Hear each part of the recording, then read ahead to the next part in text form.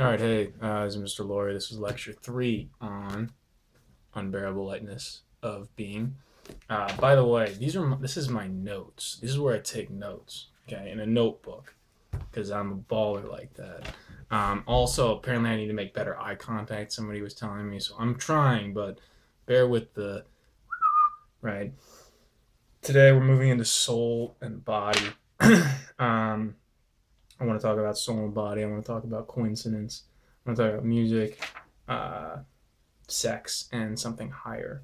So let's begin, right? Section 2 is called, where is it? Just to make sure I'm getting it, right? Soul and body, right? And again, right?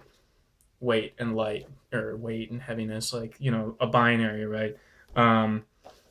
And there's the birth of love, right?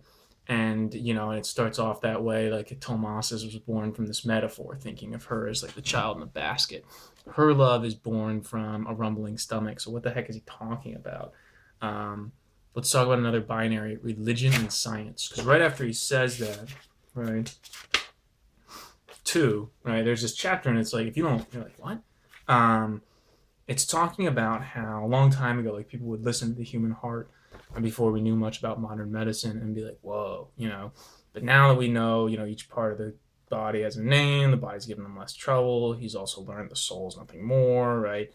The old duality, again, duality of body and soul has become shrouded in scientific terminology, and we can merely laugh at it as an obsolete prejudice.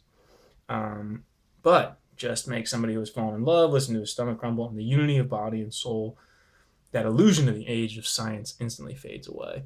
Cool point. So again, religion, science, body and soul we're a bunch of cells. And I think honestly that's the point of the character, this Teresa's mother, who is bizarre to say the least. For her, sex is just whatever, right? The human body, like, to be naked is like not a big deal. There's like, she once upon a time was the most beautiful person. All these suitors gather, and she picks the one that like is least, the one that gets her pregnant, like, because he's like ignoring her. All of whom, after she has a kid, she realizes the other ones were better. She gave birth to 3 more children, then she looked in the mirror and discovered she was old and ugly. So Teresa's mother kind of goes from being this beautiful person to being this kind of wrecked person, and she takes it out on Teresa.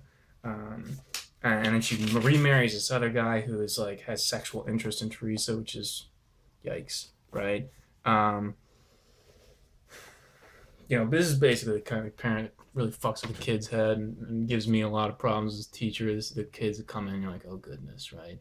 This kid is just out of control. Let's bring the parents in for a conference. They come in, you're like, oh, all right, yeah, apple doesn't fall too far from the tree, now did it, right? So Teresa's like that, or Teresa's mother really did pretty much everything possible to mess her up. Now, meanwhile, Teresa yearns for something higher. What is that, right? Something higher. And there's a beautiful section on, in my book, page 55, where it says, a young woman forced to keep trunks supplied with beer and siblings with clean underwear instead of being allowed to pursue something higher stores up a great deal of vitality, a vitality never dreamed of by university students yawning over their books. I think there's a very good point there, right? Not only does she yearn for this something higher, but she really had to struggle and work to get that something higher. So again, what's something higher? I think of Switchfoot. We were meant to live for so much more. If I may pull an even worse band, arguably, Creed. Can you take me higher? That's right. We just referenced Creed. No, but when I think of something higher, I think mainly like Van Morrison. Like, I sailed into the mystic. Right? What the heck is that?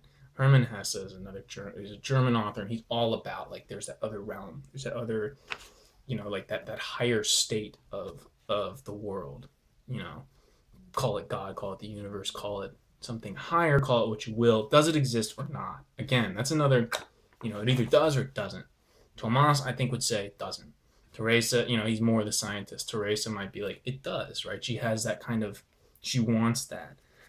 what symbolizes it? For her, books, right? Books are this secret brotherhood. I always walk around with a book, and when I'll pull out and read it, right? And when you are reading a book, you're kind of sending a message also to everyone around you. Or sometimes I'll be on a nice hike, and I'll see somebody like perched up on a cliff with like a book. By the way, 9 times out of 10, it's the Bible, right? But they're perched up there and they're reading it, and it's like that guy gets it. So where were we? Right? Something higher. She wants it. Does it exist? Yes or no? That's something you kind of have to answer yourself. And again, the different characters represent that. Teresa's mother, I would think, would say no, especially after her kind of failed, life. I don't know, failed beauty, call it whatever, right? Okay. Still need to talk about coincidence, and then we need to talk about music, and then finally back to sex, right? So coincidence, right? Coincidence it's pretty much just another word for this fate versus freedom that we've been talking about. Is there fate? Is there coincidence? Is star-crossed lovers, or are we free? Right? Then that idea would be like there's no coincidence, but an active mind, an aesthetic mind, will give meaning to something, and will like that's what gives it meaning. The fact that the mind creates that connection, not that connection like had to be right. That would be fate.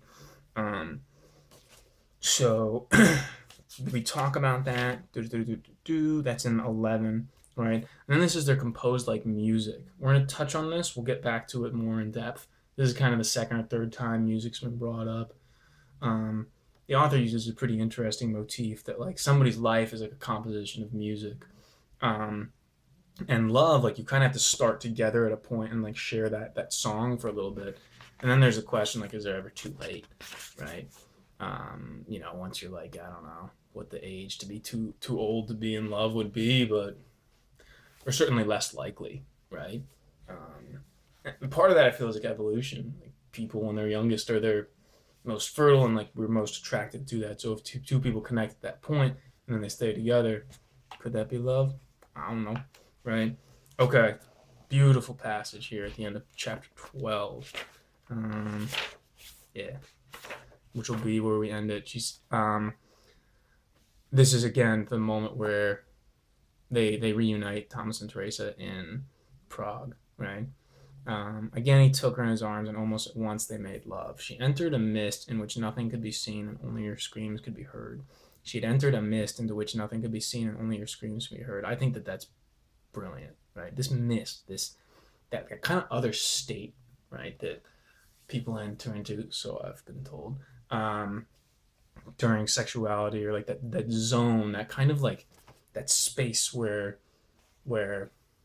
I am you and you are me and we are here together, right? Cuckoo cuckoo. Is that's something higher that Teresa was talking about earlier, is when you enter that space, that mystical, like, oh, the clouds part and it's like, right?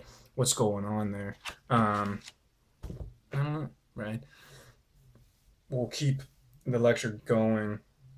Next, I want to look at day and night, another duality, and how Teresa is one of those people who does fine during the day, and at night she's terrified, she's horrified. That's kind of when her, it's when her "My Demons Hide" or whatever that song goes, right? So anyway, we covered a lot of song references. We jumped around a little bit, and that's the third lecture. Again, start to, is it fate or is it freedom? That's up to you. Is there something else? Yes or no, right? And there's no like maybe, like there is or there isn't. And we talk about the limitations of this duality, this binary system, but at the same time, like it does force you to think like there is something more to life or there's not.